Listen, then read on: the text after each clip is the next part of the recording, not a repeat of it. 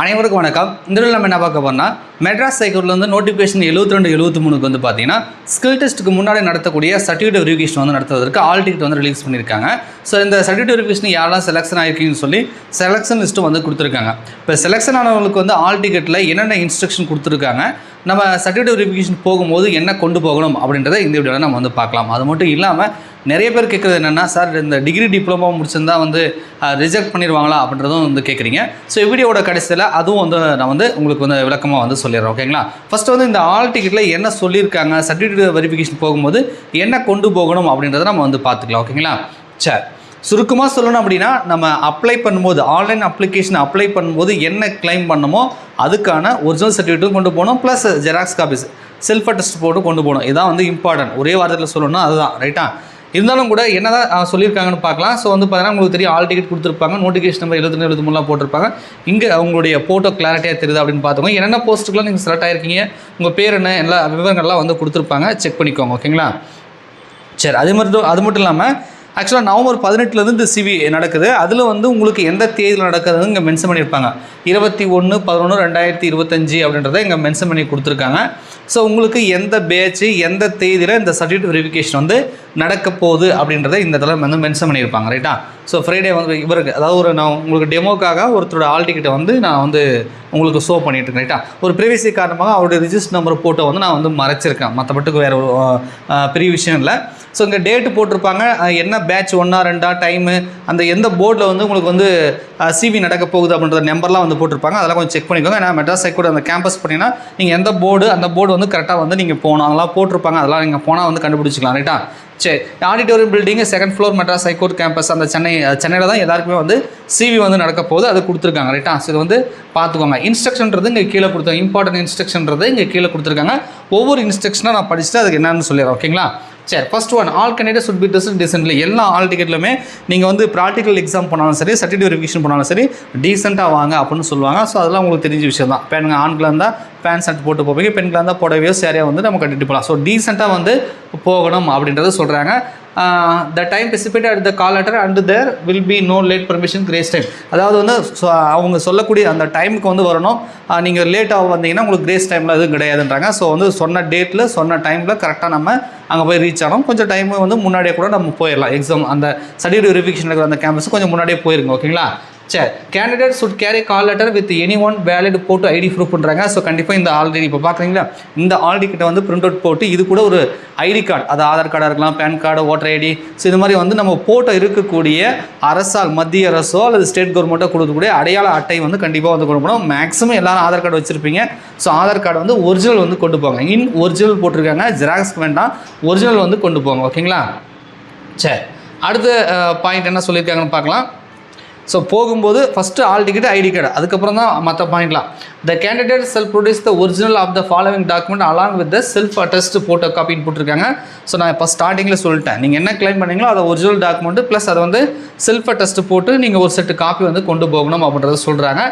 ABC அனெக்சரி, அதாவது இந்த experience certificate, நன்னெடுத்த சான்றிதழ், இந்த மாதிரிலாம் இருக்கு இல்லையா, அது வந்து ஒரிஜினல் தான் கொண்டு போகணும், ஜெராக்ஸ் கொண்டு போகக்கூடாது. இப்போ நன்னெடுத்த சான்றிதழ் வாங்குறீங்க அப்படின்னா ஒரிஜினல் தான் கொண்டு போகணும். அதாவது ஜெராக்ஸ் போட்டெலாம் கொண்டு போகக்கூடாது. எக்ஸ்பீரியன்ஸ் சர்டிஃபிகேட் அந்த மாதிரி இதெல்லாம் அனெக்சரில் இருக்கும். அது வந்து இன்ஃபர்மேஷன் ஆஃப் த கேண்டிடேட் ஒரு பிடிஎஃப் இருக்கும் இல்லையா, அதில் கொடுத்துருப்பாங்க, பார்த்துக்கோங்க. ஓகேங்களா? நான் உங்களுக்கு வேணால் கடைசியில் ஷோ பண்ணுறேன். Valid photo ID proof issued by the central state government, Aadhaar card அல்லது PAN card, any other photo ஐடின்றாங்க. நான் ஏற்கனவே சொல்லிட்டேன், state government, central government approve ஆன ஒரு ஐடி கார்டு வந்து கண்டிப்பாக வந்து கொண்டு போகணும். ட்ரான்ஸ்ஃபர் டிசி வந்து கொண்டு வரணும்ன்றாங்க. அது வந்து 8ஆம் வகுப்போ இல்லை 10ஆம் வகுப்போ 12தோ இருக்கலாம். As the case maybe original is compulsory. TC வந்து ஒரிஜினல் கொண்டு வரணும்னு சொல்கிறாங்க. ரைட்டா? ஜெராக்ஸ் காப்பி தான் இது, ஒரிஜினல் இல்லை அப்படின்னு சொன்னால் அக்செப்ட் பண்ணிக்க மாட்டாங்க. ஸோ ஒரிஜினல் வந்து கொண்டு வரணும். லாஸ்ட்டாக நீங்கள் என்ன படித்து முடிச்சிங்களோ அதுக்கான டிசி வந்து கொண்டு வரணும். ரைட்டா? அதை பற்றி இது தெளிவாக சொல்லலை. என்ன அப்படின்னு பார்த்தீங்கன்னா, சப்போஸ் நீங்கள் 10th 12th சொல்லி ஏதாவது அப்ளை பண்ணி போட்டு நீங்கள் டிகிரி கம்ப்ளீட் பண்ணியிருந்தீங்கன்னா, ஸோ லாஸ்ட்டாக நம்ம இருக்கக்கூடிய அந்த டிசியை வந்து கொண்டு வரணும். ரைட்டா? பார்த்துக்கோங்க. எஜுகேஷன் குவாலிஃபிகேஷன், ஸோ நம்ம என்ன படிச்சிருக்குமோ அது எஸ்எல்சி, கண்டிப்பாக 10th 12thலாம் வந்து இவங்க 10th 12th சொல்கிறாங்க, அதுக்கப்புறம் எக்ஸ்ட்ரா போட்டாங்க. இது வந்து பார்த்தீங்கன்னா இந்த மெட்ராஸ் ஹைகோர்ட் இந்த நோட்டிஃபிகேஷன் 72-73 வந்து அப் டு 12th வரைக்கும் தான் சொல்லியிருக்காங்க. டிகிரி வந்து எலிஜிபிள் இல்லை, நீங்கள் அப்ளை பண்ண வேணாம்னு சொல்லிட்டாங்க. அதனால தான் 10th 12th, இந்த 12th இல்லைனா டிப்ளமோ, அதுக்கு மேலே வந்து நீங்கள் எஜுகேஷன் குவாலிஃபிகேஷன் வச்சுருந்தீங்கன்னா இந்த இன்டர்வியூக்கு நீங்கள் போக தேவையில்ல ரைட்டா. ஸோ நீங்கள் ஏன்னா வந்து டிகிரி முடித்தவங்க எலிஜிபிள் இல்லைன்னு சொல்லிட்டாங்க, அது பார்த்துக்கோங்க. ஐடி எலிஜிபிள், ஐடி வந்து 10th ஈக்குவல் தான் வரும். ஸோ வந்து 10th ஐடிஐ டிப்ளமோ +2 ஸோ நீங்கள் டிகிரி ஹோல்டராக இருந்தீங்கன்னா நீங்கள் வந்து போக வேண்டாம் ஓகேங்களா. டிகிரி கம்ப்ளீட் பண்ணியிருந்தீங்கன்னா போக வேண்டாம். அதுக்கப்புறம் வந்து நீங்கள் வேலிடு லைசன்ஸ் ஏதாவது வச்சுருந்தீங்கன்னா இஃப் அவைலபிள் உங்கள்கிட்ட டிரைவிங் லைசன்ஸ் தான் கொண்டு போங்க, ஒன்றும் பிரச்சனை ஒன்றும் கிடையாது. எக்ஸ்பீரியன்ஸ் சர்டிஃபிகேட் அனெக்ஸ்டு சீல் கொடுத்துருக்காங்க. இஃப் அவைலபிள் இருந்துச்சுன்னா உங்களுக்கு அனுபவம் எதில் குக்கிங்கு, ஹவுஸ் கீப்பிங்கு, ஃபுட்டு தயாரிக்கிறது இந்த மாதிரி ஏதாவது வந்து உங்களுக்கு வந்து அனுபவம் இருக்குது, அதுக்கான சர்டிஃபிகேட் இருந்துச்சுன்னா நீங்கள் கொண்டு போகலாம். ஸோ இந்த மாதிரி வந்து சமைக்கிறது, ஹவுஸ் கீப்பிங் இந்த மாதிரி விஷயத்துக்கு எக்ஸ்பீரியன்ஸ் தான் உங்களுக்கு முன்னுரிமை கிடைக்கும் ரைட்டா. ஸோ அதனால் இதுக்கான எக்ஸ்பீரியன்ஸ் சர்டிஃபிகேட் இருந்துச்சுன்னா நீங்கள் வந்து வாங்கிட்டு போங்க ஓகேங்களா. இருந்தால் இல்லைனா ஒன்றும் ப்ராப்ளம் இல்லை. கம்யூனிட்டி சர்டிஃபிகேட் கண்டிப்பாக கம்பல்சரி. நம்ம என்ன கம்யூனிட்டி நம்ம ரிசர்வேஷனை ஃபாலோ பண்ணுறதுனால எந்த கம்யூனிட்டின்றதுக்கு கண்டிப்பாக நமக்கு வந்து தேவை ரைட்டா. ஜாதி சான்றிதழ் வேணும். டெக்னிக்கல் குவாலிஃபிகேஷன் இஃப் எனி ஏதாவது டெக்னிக்கல் குவாலிஃபிகேஷன் முடிச்சிருந்தீங்க அப்படின்னா ஸோ அதுக்கான சர்டிஃபிகேட் இல்லைனா no problem. Gazette copy for name change இப்போ அப்ளிகபிள் அப்படின்னா ஸோ நேமை மாற்றிருந்தீங்கன்னா கெசட் சர்டிஃபிகேட் வேணும். நீங்கள் நேமை மாற்றலை அப்படின்னா நமக்கு அது தேவையில்லை ரைட்டா. இப்போ அது மாற்றுத்திறனாளிகள் இருந்தால் அதுக்கான சர்டிஃபிகேட்டு மாற்றுத்திறனாளிகள் மட்டும் ரைட்டா. மாற்றுத்திறனாளி இல்லைனா no problem. PSTM certificate 1 to 8 இப்போ அப்ளிகபிள். அதாவது நீங்கள் PSTM கிளைம் பண்ணுறீங்க அப்படின்னா ஸோ இந்த போஸ்ட்டுக்குள்ள 8ஆம் வகுப்பு தான் மினிமம் எஜுகேஷன் குவாலிஃபிகேஷன்றதுல கம்பல்சரி 8ஆம் வகுப்பு வரைக்கும் நீங்கள் PSTM வந்து கொண்டு வரணும் ரைட்டா. அதுக்கு மேலே நீங்கள் 10ஆம் வகுப்பு வரைக்கும் வாங்கியிருக்கீங்க, 6 to 10th வாங்கியிருந்தாலும் ஓகே, அதுவும் அக்செப்டபிள் தான். ஆனால் கண்டிப்பாக 1 to 8 இருக்கணும் ரைட்டா, பார்த்துக்கோங்க. டிஸ்ட்ரிபியூட் ஆதரவற்ற விதைகளாக இருந்தால் அதுக்கான சர்டிஃபிகேட் இதெல்லாம் இப்போ அப்ளிகபிள்னு ஏன் போடுறாங்க அப்படின்னா எல்லாருமே ஆதரவற்ற விதைகள் கிடையாது. யார் ஆதரவற்ற விதை கிளைம் பண்ணியிருக்கீங்க ஆன்லைன் அப்ளிகேஷனில் வந்து நீங்கள் அப்ளை பண்ணியிருந்தீங்க கிளைம் பண்ணியிருந்தீங்கன்னா அதுக்கான சர்டிஃபிகேட் கொண்டு போகணும். அதுதான் இந்த வந்து சொல்கிறாங்க. ப்ரியாரிட்டி சர்டிஃபிகேட் உங்களுக்கு ஏதாவது முன்னுரிமை இருக்குது அப்படின்னா ஸோ அதுக்கான சர்டிஃபிகேட் வந்து கொண்டு வரணும் அப்படின்றத சொல்கிறாங்க. பாருங்கள், கவர்மெண்ட் ஸ்கூலில் 1ஆம் வகுப்புலேருந்து 8ஆம் வகுப்பு வரைக்கும் நீங்கள் படிச்சிருந்தீங்கன்னா அதுக்கான PSTM அதுக்கு ப்ரியாரிட்டி இருக்குது. எக்ஸர்வீஸ் மேன் இருக்குது. ஸோ இது மாதிரி டிஸ்ட்ரிபியூடோ பர்சனல் மாற்றத்தினால இன்டர்கேஸ்ட் மேரேஜ் ஸோ இதெல்லாம் இருக்குது அப்படின்னா இப்போலாம் ரிசர்வேஷன் கிடைக்கும், முன்னுரிமை கிடைக்கின்றதுனால உங்களுக்கு ஏதாவது முன்னுரிமை இருந்துச்சுன்னா அதுக்கான சர்டிஃபிகேட் வந்து ஒரிஜினல் வேணும். ப்ளஸ் வந்து ஜெராக்ஸ் காப்பி செல்ஃப் அட்டஸ்ட் வேணுன்றாங்க, அதையும் கொண்டு போகணும் ரைட்டா. அடுத்தது கேரக்டர் அதாவது நன்னடத்தை சான்றிதழ் ஃப்ரம் 2% 2 வாங்கிட்டு போகணும் ரைட்டா. நீங்கள் நிறைய போஸ்ட்டுக்கு எலிஜிபிளாக இருப்பீங்க, 2 தான் போதும் ரைட்டா. அவங்க எல்லா போஸ்ட்டுக்கும் செலெக்ஷன் ஆனாலும் உங்களுக்கு ஒரு இடத்துல தான் சர்டிஃபிகேட் வெரிஃபிகேஷன் நடக்கும், ஒரு ஆள் டிக்கெட் தான் கொடுத்துருப்பாங்க. ஸோ 2 வாங்கினா போதும். சில பேர் என்னன்னா ஒரு போஸ்ட்டுக்கு 2 நான் 3 போஸ்ட்டு செலக்ட் ஆகி இவரே நிறைய போஸ்ட்டுக்கு செலக்ட் ஆகிருப்பாருன்னு நினைக்கிறேன். அப்படின்னா ஒவ்வொன்றுத்துக்கு 2 சார் அப்படி கிடையாது, எத்தனை போஸ்ட்டு செலக்ட் ஆகியிருந்தாலும் ஸோ நீங்கள் 2 வந்து நன்னடத்தை சான்றிதழ் வந்து வாங்கிட்டு போங்க ஓகேங்களா. சரி, இப்போ யார்கிட்ட வாங்கணும்னு ஒரு கேள்வி வரும். அது அந்த இன்ஃபர்மேஷன் ஆஃப் த கேண்டிடேட்டில் சொல்லியிருக்காங்க, நான் அதை உங்களுக்கு சொல்கிறேன் ஓகேங்களா. சரி, அடுத்தது வந்து பார்த்தீங்கன்னா நோ அப்ஜெக்ஷன் சர்டிஃபிகேட் இப்போ அப்ளிகபிள். கவர்மெண்ட் ஜாப்பில் ஏற்கனவே ஒர்க் பண்ணுறீங்க அப்படின்னா ஸோ துறை ரீதியாக டிபார்ட்மெண்ட்டில் ஹையர் ஆஃபீஸர்கிட்ட நோ அப்ஜெக்ஷன் சர்டிஃபிகேட் வந்து வாங்கணும் ஓகேங்களா. ஸோ இதெல்லாம் வந்து பார்த்தீங்கன்னா நீங்கள் ஒரிஜினல் தான் கொடுக்கணும், ஜெராக்ஸ் காப்பி கொடுக்கக்கூடாதுன்னு ஸ்டார்டிங்கில் சொல்லிட்டாங்க. ஸோ அடுத்து என்ன சொல்கிறாங்க அப்படின்னா இதெல்லாம் வந்து சாதாரண இன்ஃபர்மேஷன் தான். The candidate of the application who fail the appear, அதாவது இந்த சர்டிஃபிகேட் வெரிஃபிகேஷனுக்கு வந்து நீங்கள் அஃபியர் ஆகலை அப்படின்னா நாங்கள் வந்து கன்சிடர் பண்ண மாட்டோம். அடுத்த இதுக்கெலாம் வந்து சொல்கிறாங்க submit the same at the later point of the time. இப்போ சிவியில் சப்மிட் பண்ணாமல் பின்னாடி நீங்கள் சப்மிட் பண்ணாலும் எடுத்துக்க மாட்டேன்றாங்க. இதை எப்பயுமே சொல்கிறதா except the candidate no other person will be permitted inside. அதாவது சர்டிஃபிகேட் நடக்கக்கூடிய அந்த ஹாலுக்குள்ளே கேண்டிடேட் மட்டும் தான் அலோவ் பண்ணும். உங்கள் கூட நீங்கள் ஃப்ரெண்டோ ரிலேஷனாக கூட் பண்ணிங்கன்னா அதில் அலோடு இல்லை அப்படின்றாங்க. உங்களை தவிர வேறு யாரும் அலோடு இல்லைன்றாங்க. No request for change date time, அதாவது என்னால் வந்து அந்த தேதியில் வந்து சிவி அட்டன் பண்ண முடியாது, எனக்கு வேறு டேட்டோ டைமோ மாற்றி கொடுக்கணும், அதில் ஏற்றுக்கப்பட மாட்டாது. ஸோ உங்களுக்கு ஆல் டிக்கெட்டில் என்ன டேட் டைம் கொடுத்துருக்கோம் அப்போ சிவி கம்பல்சரி வந்து போகணுன்றாங்க. இதுவும் வந்து வழக்கமாக கொடுக்கக்கூடிய இன்ஸ்ட்ரக்ஷன் தான். கேண்டிடேட் சொல் நாட் அதாவது இரகுலர் நீங்கள் ப்ராக்டிஸ் ஏதாவது அன்வான்டான செயலை நீங்கள் அநாகரமாக செயல்படுறீங்க அப்படின்னா ஸோ உங்களை வந்து டிபார் பண்ணிடுவாங்க, மேற்கொண்டு உங்களுக்கு எக்ஸாம் எழுத விட மாட்டாங்க அப்படிலாம் சொல்கிறது. இதெல்லாம் வழக்கமாக சொல்கிறது தான். அதே மாதிரி எல்லாருக்குமே சென்னையில் சிவி நடக்கிறதுனால வரக்கூடிய பஸ்ஸுக்கு காசு கொடுக்குறது, தங்குறதுக்கு காசு கொடுக்குறது, அந்த மாதிரி வந்து நாங்கள் இந்த டிஏ அக்காமடேஷன் அப்படின்னா என்னென்னா சென்னைக்கு வந்து போகிறதுக்கான செலவோ தங்குறதுக்கு இடமோ நாங்களாம் வந்து கொடுக்க மாட்டோம். நீங்களே வந்து பஸ் பேர் போட்டு கொஞ்சம் முன்னாடியே வந்து தங்குறதுக்கான ஏற்பாடுகள்லாம் நீங்களே செலவு பண்ணிக்கணுன்றாங்க ரைட்டா. ஸோ சிவிக்கு போனால் நாம் தான் வந்து செலவு பண்ணிட்டு போகணும். Tending preliminary certificate verification will not அதாவது வந்து இந்த சிவி அட்டன் பண்ணுறதுனாலே உங்களுக்கு ஜாப் வந்து கன்ஃபார்ம்னு சொல்ல முடியாதுன்றாங்க. கேண்டிடேட் உடன் produce the original transfer certificate அதாவது டிசி வந்து for verification during the preliminary certificate verification will be summarily rejected without any further chance பண்ணுறாங்க. ஸோ டிசி சப்மிட் பண்ணல அப்படின்னா உங்களுக்கு வந்து அடுத்த சான்ஸ் கொடுக்க மாட்டேன்றாங்க. ஏன் இவங்க டிசியை வந்து குறிப்பிட்டு மென்ஷன் பண்ணுறாங்க அப்படின்னா, ஸோ ஹையர் எஜுகேஷன் முடிச்சிருக்கீங்க அப்படின்னா, ஸோ நம்மளுடைய லாஸ்ட்டாக என்ன படித்து முடிச்சோமோ அதுக்கான டிசி இருக்கும் இல்லையா, அப்போ தான் நீங்கள் என்ன படிச்சிருக்கீங்கன்னு தெரியும். ஸோ அதனால் நீங்கள் கேட்ட மெயின் டவுட்டே அதானே, ஒரு டைம் சொல்லிடுறேன். அதாவது என்னென்னா, நான் டிகிரி வந்து முடிச்சிருக்கேன், டிகிரி கம்ப்ளீட் பண்ணியிருக்கேன், தெரியாதனமாக அப்ளை பண்ணிட்டீங்க, பாஸும் பண்ணிட்டீங்க, இப்போ செலக்ஷன் லிஸ்ட்டு வந்துருச்சு அப்படின்னா, ஸோ நீங்கள் டிகிரி கம்ப்ளீட் பண்ணியிருக்கீங்க அப்படின்னா நீங்கள் போக வேண்டாம்.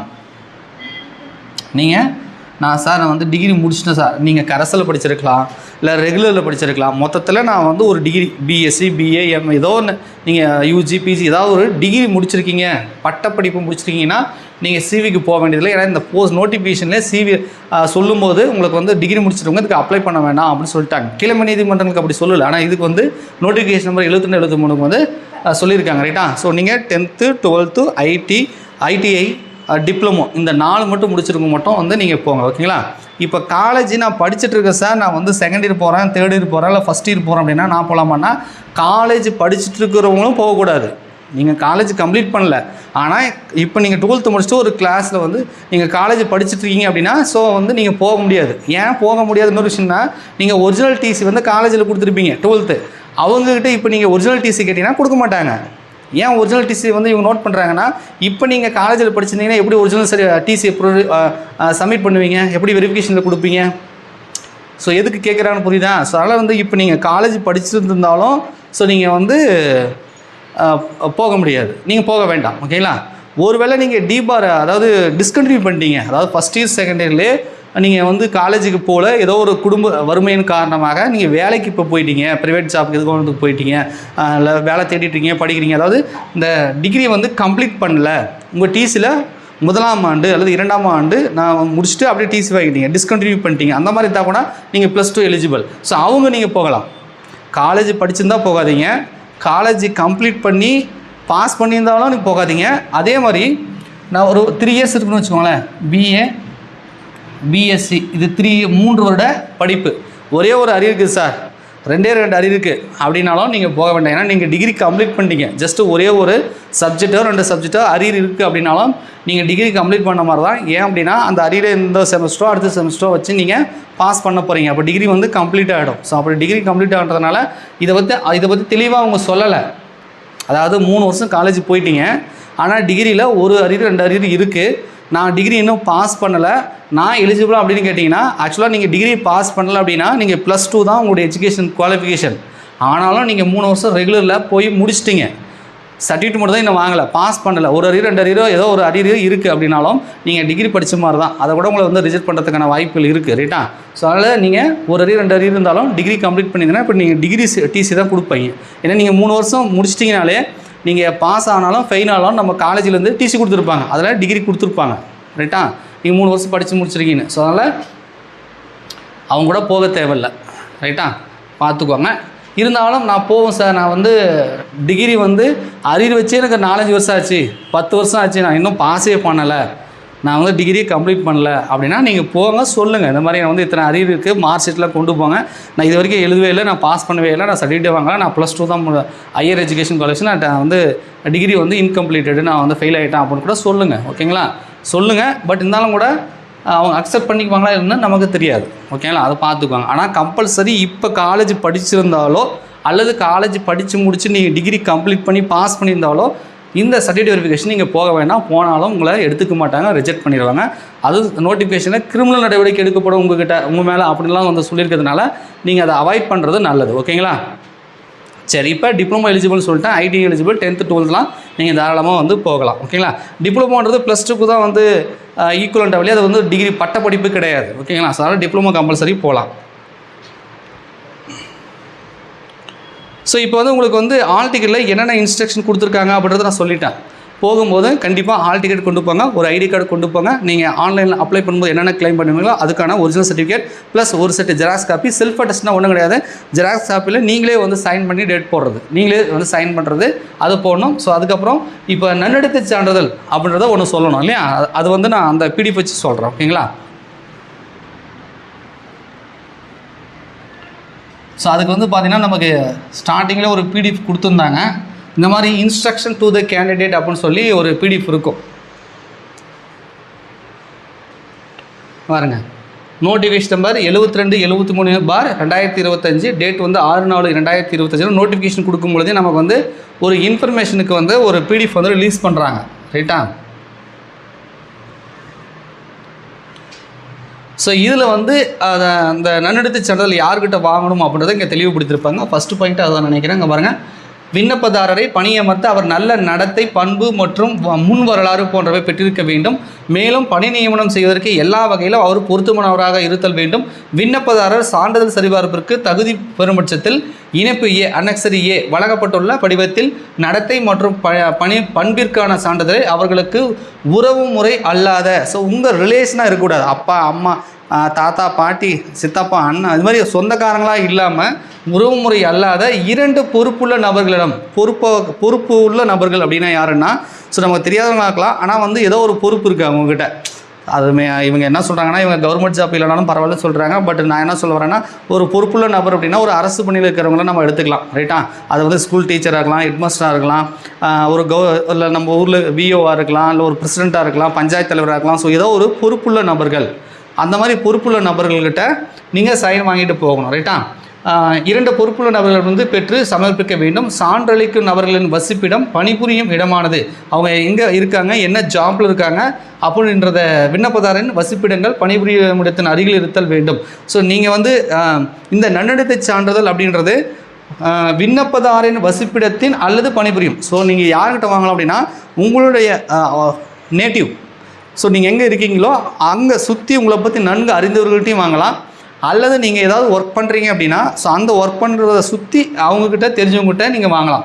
மேக்ஸிமம் நாங்கள் என்ன சொல்கிறோன்னா, ஜாப் அப்படின்றது ப்ரைவேட் ஜாப்பில் இருக்கீங்கன்னா நீங்கள் எங்கே வேணாலும் ஒர்க் பண்ணுவீங்க. அங்கங்கே போய் தேடி வாங்குறதுக்கு பதிலாக உங்களுடைய நேட்டிவ் எதுவோ, உங்கள் சொந்த ஊர் எதுவோ, அட்ரஸ் எதுவோ, அதுக்கு பக்கத்தில் இருக்கிறவங்ககிட்ட ஒரு பொறுப்புள்ள நபர்கிட்ட வாங்கிட்டு போங்க. அதுதான் வந்து நல்லது. ஓகேங்களா? க்ரீனிங்லாம் வாங்கிட்டு போகலாம், தப்பு ஒன்றும் கிடையாது. க்ரீனிங்கில் சைன் வாங்கிட்டு போகலாம். ஓகேங்களா? விண்ணப்பதாரின் வசிப்பிடத்தின்னு சொல்லிட்டுனா வேண்டும். மேலும் விண்ணப்பதாரின் தனிப்பட்ட வாழ்க்கை முறையை குறித்து நன்கு அறிந்தவர்களாக அந்த நபர்கள் இருக்க வேண்டும். ஸோ உங்களுடைய பர்சனல் வந்து அவங்களுக்கு தெரியணும் அப்படின்னு சொல்கிறாங்க. சான்றளிக்கும் நபர் கெஜெட் ஆஃபீஸர், அதாவது அரசிதழ் பதிவு பெற்ற அலுவலர்களாகவோ அல்லது அரசு பணியாளர் கவர்மெண்ட் ஜாப்பில் இருக்கிறவங்களாகவோ அல்லது நீதித்துறை அதிகாரிகளாகவோ இருத்தல் அவசியம் இல்லைன்னு சொல்லிட்டாங்க. அதாவது நீங்கள் கையெழுத்து வாங்குறவங்க வந்து கவர்மெண்ட் ஜாப்பில் இருக்கணும்னு அவசியம் இல்லை. ஆனால் கவர்மெண்ட் ஜாப் இருக்கிறவங்க வாங்கிக்கலாம். அது கம்பல்சரி கிடையாது. ஆனால் வாங்கினா தப்பு ஒன்றும் கிடையாது. ஓகேங்களா? அதே மாதிரி நீதிமன்றத்தில் வேலை செய்யணுன்ற அவசியம் கிடையாது. கெஜெட் ஆஃபீஸர்கிட்ட வாங்கணும் அவசியம் கிடையாது. ஸோ அதெல்லாம் சொல்கிறேன், நன்னடத்தை சான்றிதழ் வந்து ஒரு பொறுப்புள்ள ஆளுங்களாக இருக்கணும், ஒர்க் பண்ணணும் அப்படின்னா, ஒரு ரெஸ்பான்சிபிலிட்டி இருக்கணும் அப்படின்னா, ஸோ வந்து கண்டிப்பாக வந்து ஒரு ஸ்கூல் டீச்சரோ ஹெட்மாஸ்டரோ உங்களுக்கு தெரிஞ்சவங்ககிட்ட, ஒரு டாக்டரோ, ஸோ உங்களை பற்றி நன்கு அறிந்தவர்கள்கிட்ட, ஒரு பொறுப்புள்ளவங்ககிட்ட வந்து வாங்கிட்டு போங்க. ஓகேங்களா? சும்மா என் ஃப்ரெண்டு சார், பக்கத்து வீட்டுக்கார ஃப்ரெண்டு தான், கூட படித்தவள தெரிஞ்சுவான் அப்படின்னு சொல்லி உங்களை ஒரு சும்மா உங்கள் ஏஜுக்கு ஈக்குவலாக இருக்கிறவங்ககிட்ட ஏதோ ஒரு யாரோ ஒருத்தர்கிட்ட வாங்காமல் கொஞ்சம் வந்து ரெஸ்பான்சிபிலிட்டி இருக்கக்கூடிய பர்சனாக பார்த்து வாங்கிட்டு போங்க. ஓகேங்களா? சரி, இந்த பிடிஎஃப் வந்து கீழே பார்த்தீங்கன்னா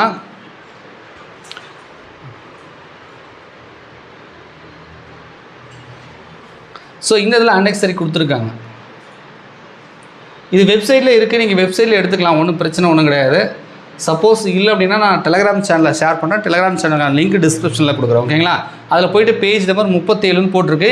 நீங்கள் ஃபஸ்ட்டு பார்த்தீங்கன்னா உங்களுக்கு இங்கிலீஷில் கொடுத்துருக்காங்க, செகண்டு பார்த்தீங்க அப்படின்னா தமிழில் கொடுத்துருக்காங்க. இப்போ ஒரு கேள்வி வரும், சார் நான் தமிழில் வாங்கட்டா இங்கிலீஷில் வாங்கட்டா? ஏதாவது ஒன்றுத்தில் வாங்க. நீங்கள் இங்கிலீஷில் வாங்கினாலும் ஒன்றும் சொல்ல போகிறதில்ல, தமிழில் வாங்கினாலும் ஒன்றும் சொல்ல போகிறது கிடையாது. ஆனால் ரெண்டுத்துலேயும் வாங்காதீங்க, ஏதாவது ஒன்று வாங்குங்க. மேக்ஸிமம் எல்லோரும் 8ஆம் வகுப்பு தான் எஜுகேஷன் குவாலிஃபிகேஷன், எக்ஸாம் கூட தமிழில் தான் வச்சதுனால மேக்ஸிமம் தமிழில் வாங்கிக்கோங்க, ஒன்றும் இங்கிலீஷில் வாங்கணும்னு அவசியம் இல்லை. அப்படியே இங்கிலீஷில் வாங்கினாலும் தப்பு ஒன்றும் கிடையாது. ரைட்டா? ரெண்டுத்துலையுமே வாங்காது, ஏதாவது ஒரு ஃபார்மேட் ஒன்று மட்டும் ஜெராக்ஸ் போட்டுவாங்க. ரைட்டா? ஸோ 38 பாருங்கள், நன்னடத்தை சான்றிதழ் கொடுத்துருக்காங்க. இதில் செல்வின்னு போட்டு உங்கள் பேர் வருது, அதுக்கப்புறம் கணவர் பெயரோ தகப்பனார் பெயரோன்னு போட்டு இங்கே வருது என்பவர் எனும் இங்கே வந்து உங்கள் அட்ரஸ்ஸு, இந்த இதில் உங்கள் அட்ரஸ் வருது, அட்ரஸ் போட்டுக்கோங்க. முகவரில் வச்சுருக்கிற அவரை எனக்கு கடந்த டேஸ் ஆண்டுகளாக நன்கு தெரியுன்றாங்க. ஸோ வந்து 6 மாதம் தான் தெரியும், 2 மாதம் தான் தெரியும் அப்படின்னு போடாமல் ஒரு போடுங்க, ஒரு 4-5 வருஷம் போடுங்க, 5 வருஷம் 10 வருஷம் போடுங்க. உங்களை பற்றி உங்களை தெரிஞ்சுக்கிட்டோம். ஏன்னா நேட்டிவாக இருக்கும்போது கண்டிப்பாக நம்மளை பற்றி 10 வருஷம் 20 வருஷம் கூட தெரிஞ்சிருக்கோம். நம்ம அங்கே தான் பிறந்து வளர்ந்துனுக்குறோம். ரைட்டா? ஸோ அதனால் வந்து ஒரு 5 வருஷம் 10 வருஷம் போடுங்க, ஒரு 5 இயர்ஸ் 3 இயர்ஸ் 10 இயர்ஸ்னு ஏதோ ஒன்று அந்த உங்கள் ஏஜுக்கு ஏற்ற மாதிரி போடுங்க. பார்த்து போடுங்க. 6 மந்த்து 2 மந்த்து 1 மந்த்துன்னு போட்டுறாதீங்க, இயர் கணக்கில் போடுங்க. ஓகேங்களா? மினிமம் வந்து ஒரு 3 இயர்ஸ் 4 இயர்ஸ் 5 இயர்ஸ் அதை பற்றி ஏதாவது சொல்லியிருக்காங்களா எனக்கு தெரியல, நான் கவனிக்கல. மேபி வந்து ஒரு 5 இயர்ஸு 6 இயர்ஸ் அந்த மாதிரி போடுங்க, 10 இயர்ஸ் அந்த மாதிரி போடுங்க. ஓகேங்களா? ஆண்டுகளாக நன்கு தெரியும். மெட்ராஸ் உயர்நீதிமன்ற அறிவிக்கை எண். ஸோ வந்து பார்த்தீங்கன்னா இங்கே நோட்டிஃபிகேஷன் நம்பர், அதாவது 72 73 ரைட்டா, அதை வந்து நோட் பண்ணிக்கோங்க. 72 73 போட்டுக்கோங்க. இல்லை 72 அண்டு 73 போடுங்க, ரெண்டுத்துலையும் செலக்ட் ஆகிருந்தா. ஏன்னா ஆல்டிக்கிலே அப்படி தான் கொடுத்துருக்காங்க. இல்லை ஏதோ பர்டிகுலராக நீங்கள் 72க்கு மட்டும் செலக்ட் ஆகிருந்தீங்கன்னா 72 வாங்க. இல்லை 73, அந்த 73 ஒரு 2-3 போஸ்ட் இருக்கும், அதில் மட்டும் செலக்ட் ஆகிருந்தால் 73 போட்டுக்கோங்க. இங்கே நோட்டிஃபிகேஷன் நம்பர், அந்த தேதி நமக்கு எப்போ நோட்டிஃபிகேஷன் வந்துச்சோ அந்த டேட்டு இதில் பார்த்தீங்கன்னா அவங்களே கொடுத்துருக்கு. நோட்டிஃபிகேஷன் அந்த டேட்டு அவங்களே கொடுத்துருக்காங்க. அந்த டேட்டை பார்த்து போட்டுக்கோங்க. அறிவிக்கப்பட்ட டேஸ் பதவிகளுக்கு விண்ணப்பிக்கும் விண்ணப்பதார நற்பண்புகளும் நன்னடத்தையும் கொண்டவர் என சான்றளிக்கிறேன் அப்படின்னு போட்டிருக்காங்க. ஸோ இந்த இடத்துல போஸ்ட் போடணும். ஒரு போஸ்ட்டாக இருந்தால் ஆஃபீஸ் அசிஸ்டன்ட் போட்டுக்கலாம், வாட்ச்மேன் போட்டுக்கலாம், சானிடரி ஒர்க்குனா சானிடரி, அதாவது அந்த ஜாப் போட்டுக்கலாம். இப்போ நிறைய போஸ்ட்டுக்கு நீங்கள் செலக்ட் ஆனீங்கன்னா இப்போ தான் கன்ஃபியூஷன் வரும், எத்தனை போஸ்ட்டு இந்த இதில் எழுதுறது அப்படின்னு. ரைட்டாக ஆக்சுவலாக ரூல்ஸ் பிரகாரம் என்ன அப்படின்னா, ஏதாவது ஒரு போஸ்ட்டு தான் நீங்கள் செலக்ட் ஆகிப்பீங்க, ஒரு போஸ்ட்டு தான் வரும். அப்போ அந்த ஒரு போஸ்ட்டுக்கு எழுதுறதுக்கான இடம் தான் கொடுத்துருக்காங்க. இப்போ நீங்கள் 4-5 போஸ்ட்டு செலக்ட் ஆகிருக்கீங்க அப்படின்னா ஸோ இந்த சிக்கல் வருது. ஓகேங்களா? அதனால் ஒரு நோட்டிஃபிகேஷனுக்கு மட்டும் நீங்கள் ஏதாவது போட்டுக்கோங்க. அப்போ 72 ஆஃபீஸ் அசிஸ்டன்ட் செலக்ட் ஆகிருக்கீங்கன்னா அலுவலக உதவியாளர் போடுங்க. அதில் ஏதாவது இன்னொரு ஆஃபீஸ் அசிஸ்டன்ட்க்கு அப்புறம் இன்னொரு போஸ்ட் போட்டிருந்தாங்கன்னா அந்த போஸ்ட் போட்டுக்கோங்க. இல்லை இன்னும் 2 போஸ்ட்டுக்கு 73 நோட்டிஃபிகேஷனில் செலக்ட் ஆகிருக்கீங்கன்னா 73 போட்டு அந்த ஏதாவது 2-3 போஸ்ட்டு செலக்ட் ஆகிருந்தால் அதை போட்டுக்கோங்க. அப்போ நீங்கள் வந்து 2 வாங்க வேண்டிய அதே 2 பேர்கிட்டயே 2 பேருக்கு தான் நீங்கள் வாங்க போகிறீங்க. அந்த 2 பேர்கிட்டே என்ன பண்ணலாம், ஒரு 4 வாங்கிக்கலாம். ரைட்டா? நோட்டிஃபிகேஷன் 72 கொண்டு வாங்க, 73 கொண்டு வாங்க, என்ன போஸ்ட்டுன்னு மாற்றி போட்டுக்கோங்க. ரைட்டா? 2 பேர்கிட்ட வாங்கினா போதும். ஆனால் நன்னடத்தை சான்றிதழ் அப்படின்றது அட்லீஸ்ட்டு வந்து நீங்கள் 4 கூட வாங்கிட்டு போங்க. நோட்டிஃபிகேஷன் நம்பர் 72க்கு 2 வாங்கிக்கோங்க, 73 கூட 2 வாங்கிக்கோங்க. ஓகேங்களா? 4 கூட வாங்கிட்டு போங்க. பட் அதே 2% தான். ஓகேங்களா? பார்த்துக்கோங்க. ஆனால் இவங்க ஜென்ரல் ஃபார்மேட்ன்றது ஜஸ்ட் ஏதாவது ஒரு போஸ்ட்டு செலக்ட் ஆகிருப்பீங்க, இல்லை 2 போஸ்ட்டு செலக்ட் ஆகிருப்பீங்கன்னு கொஞ்சம் தான் இடம் கொடுத்துருக்காங்க. அதுக்குள்ளே உங்களால் எவ்வளோ ஃபில் பண்ண முடியுமோ அதை ஃபில் பண்ணிக்கோங்க. ஓகேங்களா?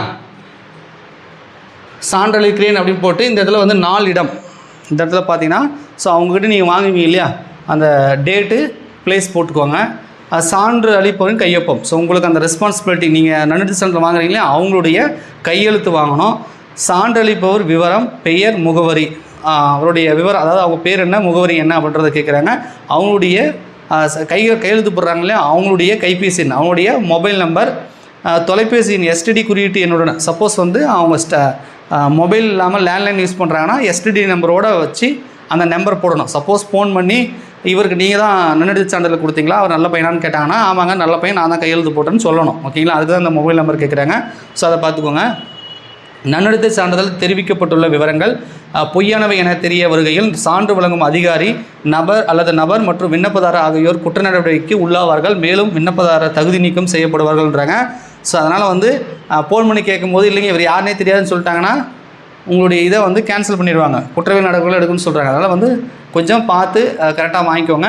இங்கே சைன் பண்ணுங்கள். ஏதாவது அவங்ககிட்ட சீல் இருந்தால் சீல் கூட வாங்கிக்கலாம். அந்த இடத்துல இங்கே சைன் பண்ணிவிட்டு அவங்களோட சீல் கூட, அதாவது அதான் சொல்கிறேன்னா ஒரு ஸ்கூல் டீச்சராக இருக்காங்க, சீல் இருக்குது, ஒரு ஹெட்மாஸ்டராக இருக்காங்க, ஒரு பிரின்ஸிபலாக இருக்காங்க, இல்லை காலேஜில் இருக்காங்கன்னா அவங்ககிட்ட அவங்க என்ன ஜாபில் இருக்காங்க அவங்க சீல் வைப்பாங்களே அந்த சீல் கூட வச்சுக்கலாம். கையெழுத்து கூட சீல் வைக்கலாம். இந்த இதில் அட்ரஸ்ஸு, மொபைல் நம்பர் வந்து மறக்காமல் வந்து வாங்கிக்கோங்க. ரைட்டா? ஸோ இதான் வந்து நன்னடத்தை சான்றிதழ். அதுக்கப்புறம் பார்த்தீங்கன்னா நோ அப்ஜெக்ஷன் சர்டிஃபிகேட்டும் கொடுத்துருக்காங்க. தமிழ் ஆங்கிலம் 2லுமே தான் கொடுப்பாங்க. பாருங்க, நோ அப்ஜெக்ஷன் துறை தலைவர்கிட்ட வந்து வாங்கணும். ஸோ கவர்மெண்ட் ஜாப்பில் இருந்தீங்கன்னா நோ அப்ஜெக்ஷன் சர்டிஃபிகேட் வாங்கிக்கோங்க. எக்ஸ்பீரியன்ஸ் சர்டிஃபிகேட், சில போஸ்ட்டுக்கு வந்து எக்ஸ்பீரியன்ஸ் சர்டிஃபிகேட் கேட்டாங்க இல்லையா, முன் அனுபவ சான்றிதழ். ஸோ முன் அனுபவ சான்றிதழ் வந்து நீங்கள் எக்ஸ்பீரியன்ஸ் இருந்துச்சு அப்படின்னா நீங்கள் அதை வந்து வாங்கிக்கோங்க. ஓகேங்களா? ஸோ இவ்வளோ. இந்த பிடிஎஃப் வந்து வெப்சைட்டில் டவுன்லோட் பண்ணிக்கோங்க. தெரியல அப்படின்னா ஸோ நான் உங்களுக்கு இந்த பிடிஎஃப் அப்படியே வந்து டெலகிராம், நம்ம winners class academy Telegram channel வந்து நான் ஷேர் பண்ணுறேன். நீங்கள் பிடிஎஃப் டவுன்லோட் பண்ணி இந்த பேஜ் நம்பரை நோட் பண்ணிக்கோங்க. ரைட்டா? பேஜ் நம்பர் 37 இங்கிலீஷில் இருக்குது. 38ல் நன்னடத்தை சான்றிதழ் இருக்குது. நீங்கள் ஜெராக்ஸ் கடையில் போய்ட்டு இந்த பேஜ் நம்பர் 38 போட்டு எனக்கு பிரிண்ட் அவுட் போட்டு கொடுங்கன்னா போட்டு கொடுத்துருவாங்க. ஓகேங்களா? ஸோ பார்த்துக்கோங்க. ஸோ இதுதான். ரைட்டா? இது இல்லாமல் இப்போ நான் சொல்லக்கூடிய விஷயங்கள் இல்லாமல் உங்களுக்கு வேறு ஏதாவது சந்தேகம் இருந்துச்சு அப்படின்னா கமெண்ட்ஸில் கமெண்ட் பண்ணுங்கள். நன்றி, வணக்கம்.